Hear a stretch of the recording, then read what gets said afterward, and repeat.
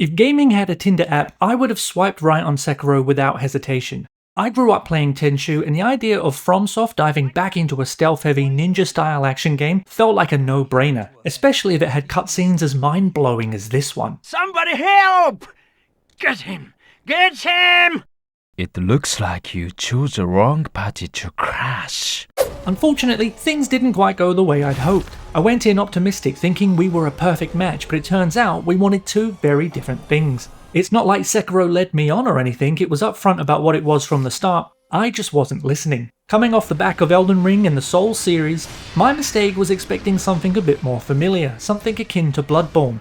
A game that isn't directly a Souls game in the traditional sense, but one that has enough of its DNA to resonate with me and touch on things I love about those games. I spent a little over 50 hours with the game, so clearly it had its hooks in me to a certain extent, but when the credits rolled on the Immortal Severance ending, I couldn't avoid the disappointing feeling that had plagued me throughout my experience. And to be honest, this is somewhat of a self-inflicted wound, because for years I'd heard people say if you're going to play Sekiro, don't treat it like Dark Souls.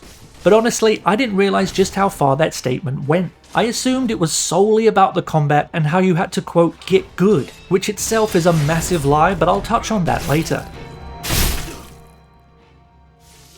It's clear to me now that this statement stretches far beyond the combat. It extends into nearly every element of Sekiro Shadows Die Twice.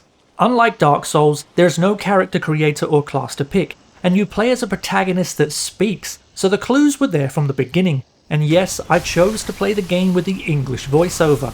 But before you judge me, remember I was expecting top tier voice work like this. Come on! Come on!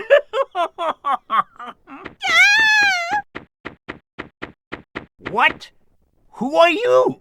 I've always been a fan of cheesy English dubbing and voiceover, and that for me is a large part of the charm of interacting with NPCs in the Souls games. So when I found myself talking to NPCs in Sekiro, I was surprised and, to be honest, a little bummed out that those interactions felt different too. The world wasn't littered with interesting characters, and the exchanges with the NPCs in the world were relatively straightforward, with no real need to exhaust dialogue like in the Souls games.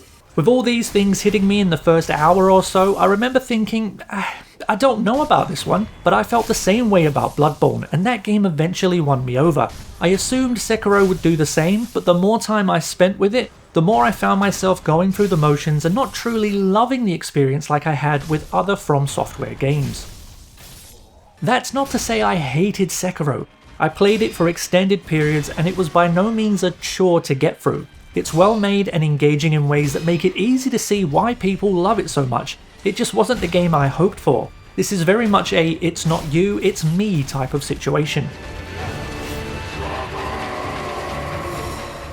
I realise now that what I love so much about the Souls series and Elden Ring is all of the quirkiness around them. The vagueness, the item descriptions, the joy of discovery, and the reward for exploration. Around each corner is the promise of a new weapon for a new build. A ring that boosts my stats, or a new item of clothing that looks awesome even if the stats aren't that great. I found that stuff lacking in Sekiro, with the prosthetics and combat arts doing very little to scratch that itch. When it comes to gameplay, if Elden Ring's combat is Forza Horizon, then Sekiro is more like Forza Motorsport. Elden Ring is accessible and flexible, designed to let you approach fights however you want, whether that's spamming magic, over-leveling, relying on summons, or tanking your way to victory. That freedom to experiment and define your own playstyle is built into the game, and they're all valid styles of play, regardless of what the internet says. Sekiro, on the other hand, wants you to stay in your lane. It's designed to be played a very specific way.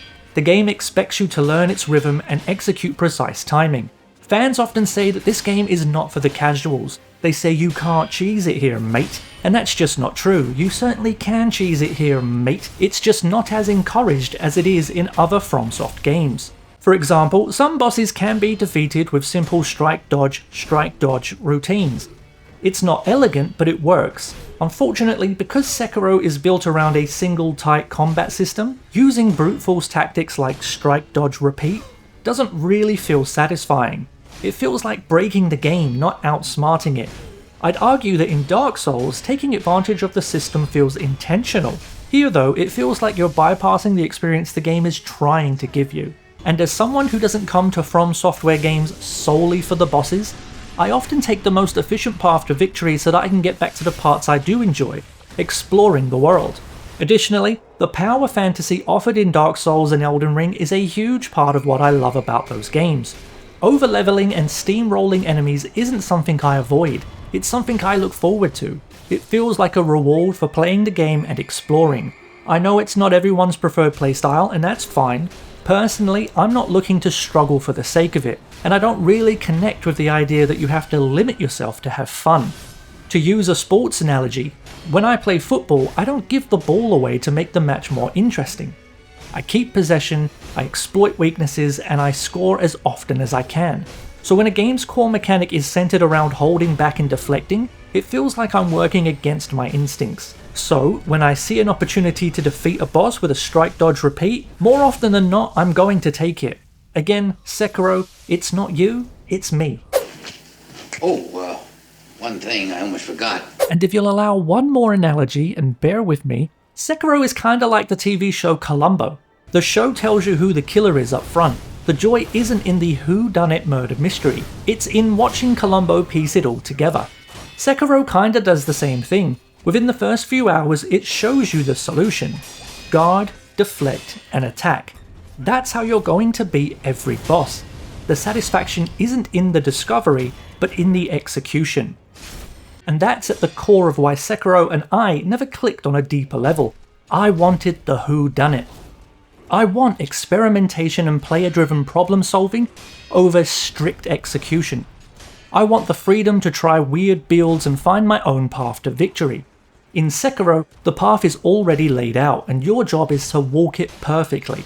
And while I can respect that design, it's not the kind of experience that keeps me engaged. I don't want to follow the solution, I want to find it.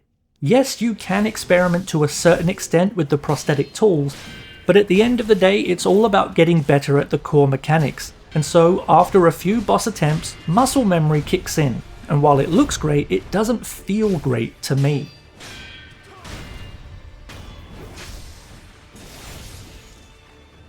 What does feel great is when I try a new build in Dark Souls or Elden Ring, and it works. When I figure out that if I drop my armor and equip something that boosts stamina recovery, I can wield heavier weapons, land stronger hits, and move through fights in a completely different way. That kind of experimentation feels like solving a puzzle, and it feeds into my desire for efficiency. I'm constantly thinking, what can I tweak to do more damage? It's the experimentation and discovery that I love so much about these games. It makes me want to replay them differently each time.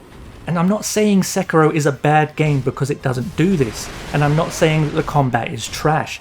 It's not. It absolutely sticks the landing on what it sets out to achieve.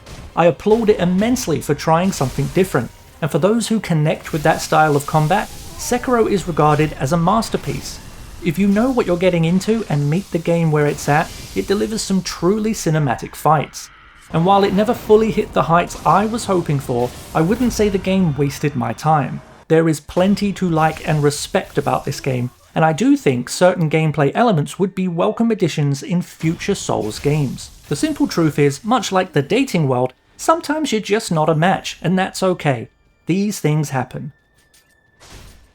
Do you agree with my take? Was I perhaps too harsh on Sekiro? Let me know what you think in the comments below, and be sure to like and subscribe for more gaming content.